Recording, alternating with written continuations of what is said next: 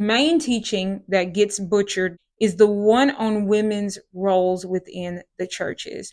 Many want to say that when he talks about women staying silent in the church and not being able to teach, he was only talking to the Corinthian church because the women there were out of control. But I am going to show you within the scriptures why that is simply not the case, and how the command he gave and all of the commands he gives in the book of Corinthians are for the church as a whole. They are practices that all churches should follow. So the things that he is telling them are not just things that are only for them, they are not things that just originated with their church.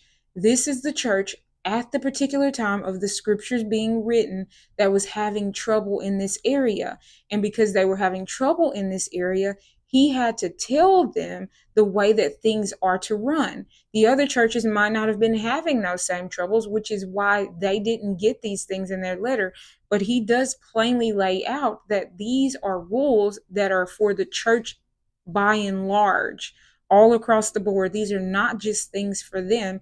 And he also plainly lays out the order of creation and why women are not to teach and exercise authority over a man. So let's go and look at these scriptures. Let's look at 1 Corinthians 7 and verse 17. This is the first place where he states that these are rules for all the churches. He says, "This is the rule I make in all the churches." Okay? Let's go to 1 Corinthians 11 and verse 16. It says, "Now, if anyone is inclined to be contentious about this, the things that he's teaching them in this passage, we have no other practice, nor do the churches of God." So, not just them, but any of the other churches are to abide by the things that the apostle teaches. Okay? 1 Corinthians 14, verse 33 through 35. "For God is not a God of confusion and disorder, but of peace and order." He's speaking about prophecy within the church gathering.